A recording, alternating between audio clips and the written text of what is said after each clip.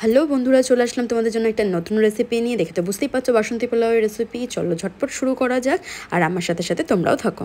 এই যে এখানে আমি নিয়ে নিয়েছি হচ্ছে গোবিন্দভোগ চাল। এটাকে আমি ভালো করে ধুয়ে নেব। আমি তো চাল ভালো করে ধুয়ে নিয়েছি। নিয়ে আমি এই কাঁসার থালাটার মধ্যে জল ঝরিয়ে, দেখো জল ঝরিয়ে নিয়েছি, নিয়ে জল ঝরিয়ে এর মধ্যে রেখেছি। এটাকে একটু প্যাড ড্রাই করে নেব। একটা সাদা কাপড় নিয়েছি, নিয়ে আমি এটা জলটাকে চেপে চেপে বার করে নিচ্ছি।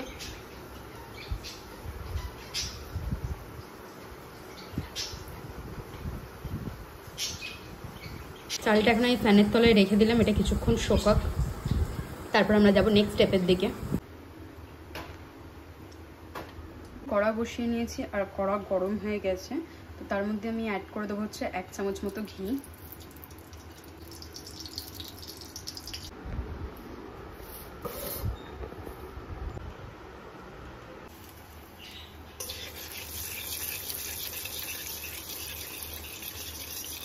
ভালো করে হলুদটা ঘিয়ের সাথে মিশিয়ে নিচ্ছি।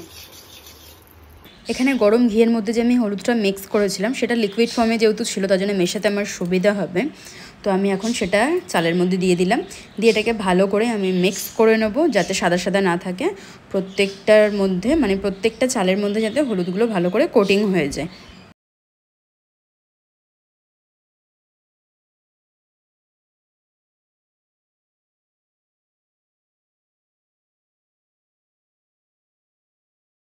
অনেকে আছে যারা আলাদা করে ঘি আর হলুদটা আলাদা করে দেয়, কিন্তু আমার মনে হয় লিকুইড ফর্মে থাকার কারণে ভালো করে মিক্স হয়, তার জন্য এরকমভাবে দেওয়াটাই ভালো। আমি এখানে কিছুটা আদা ভালো করে গ্রেট করে রেখেছিলাম, সেটার রস আমি ভালো করে এই চালটার মধ্যে মিশিয়ে দিচ্ছি।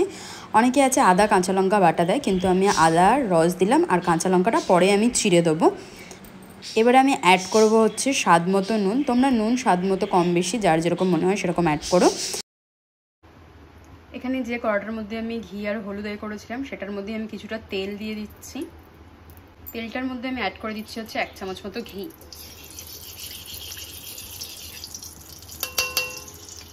কিশমিশ নিয়েছি আর এখানে গোটা কাজু আছে, তো সেগুলো আমি একটু ভেঙে নিচ্ছি। ঘি আর তেল এখানে গরম হয়ে গেছে, এর মধ্যে আমি কাজু আর কিশমিশগুলো অ্যাড করে দিলাম। এবার কিশমিশটা আমার ভাজা হয়ে গেছে, এবার আমি এগুলো তুলে নেবো। কাজু কিশমিশ ভাজা তেলের মধ্যে আমি দিয়ে দিচ্ছি হচ্ছে ছোট 4টে এলাচ, একটুখানি দারচিনি আর তেজপাতা। কাজু আর কিশমিশগুলো আমি এই চালটার মধ্যে অ্যাড করে দিয়েছি। এটা একটু হালকা করে মিশিয়ে নিচ্ছি।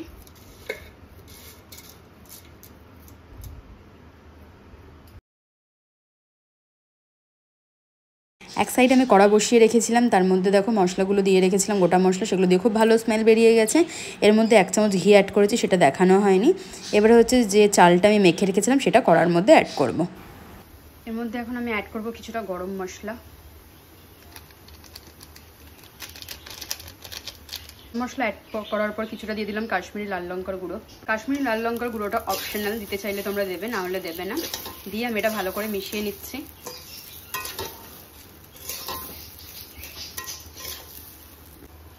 চালটা থেকে দেখো একটা চিটচিট করে একটা আওয়াজ হচ্ছে।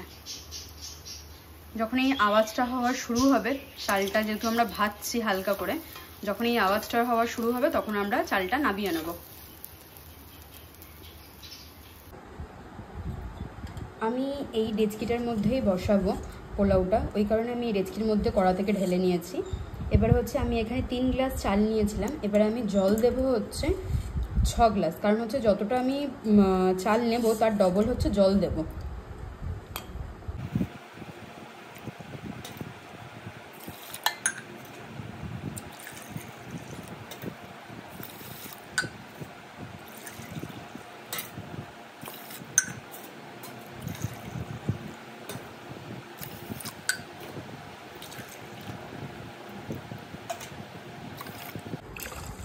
এখানে আমার 6 গ্লাস জল দেওয়া হয়ে গেল, কিন্তু যদি চাল পুরনো হয়, মানে যদি চালটা কী করে পুরনো তোমরা বুঝবে, চালটা একটু লালচে লালচে লাগবে। চাল যদি পুরনো হয় তখন সেখানে জলটা আরেকটু বেশি দিতে হবে। এবার যদি জল বেশি হয়ে যায় তাহলে ওভারকুকড হয়ে যাবে, আর জল যদি কম হয়ে যায় তাহলে ভালোভাবে সেদ্ধ হবে না। তোমাদের বোঝার সুবিধার্থে আমি বলছি, যতটা চাল দেবে তার ডবল জল দেবে। এবার আমি এতে অ্যাড করে দেবো হচ্ছে চিড়ে রাখা কটা কাঁচা লঙ্কা, তার সাথে এই চিনিটা। আমাদের বাড়িতে একটু মিষ্টি বেশি খাওয়া হয়, তো সেই কারণে আমি চিনিটা বেশি দিলাম। তোমরা কিন্তু সব কিছু মশলাপাতি একসাথে মেখেও কিন্তু বসাতে পারো। আমি যেরকম আলাদা করে এখন চিনি অ্যাড করলাম, তোমরা কিন্তু আগেও চিনিটাকে মেখে নিয়ে করতে পারো। বসিয়ে দেবো ঢাকা দিয়ে। এখানে দেখো আমি ঢাকা দিয়ে দিয়েছি, দিয়ে গ্যাসটা একদম লো ফ্লেমে করে দিয়েছি। লো ফ্লেমে দিয়ে আমি রেখেছি। এখন আমি 12 মিনিট পর এসে 9 থেকে 12 মিনিট পর এসে একবার ঢাকনাটা খুলে দেখবো। 10 মিনিট হয়েছে, আমি এসে 10 মিনিট পর ঢাকনাটা খুলে দেখছি। দেখো এই সিচুয়েশনে আছে, আমি নাড়াবো না, কিছু করবো না, এরকমই থাকবে। আরও কিছুক্ষণ ঢাকা দিয়ে রাখবো। ঢাকনাটা এখানে আমি খুলছি, দেখো জলটা শুকিয়ে গেছে, হয়ে গেছে আমার পোলাও। আমি গ্যাসটা বন্ধ করে দিচ্ছি। পোলাওটা আমি গামলা থেকে নামিয়ে থালার মধ্যে ঢেলেছি, কারণ আমার মনে হচ্ছিলো ওভার কুকড হয়ে গেছে, কিন্তু দেখলাম না, যত ঠান্ডা হচ্ছে তত ওটা ঝুরঝুরে হয়ে যাচ্ছে পোলাওটা। তো আমার রেসিপিটা যদি তোমাদের ভালো লেগে থাকে, তাহলে যারা ফেসবুক থেকে দেখছো তারা লাইক কমেন্ট অ্যান্ড শেয়ার করে দিও, আর ইউটিউব থেকে যারা দেখছো সেম, তাদের জন্য একই কথা। কিন্তু যদি কেউ নতুন সদস্য হয়ে থাকো, তাহলে ফেসবুকে যারা আছে তারা আমাকে ফলো করে দিও, আর ইউটিউবে যারা আছে তারা সাবস্ক্রাইব করে দিও। চলো টাটা।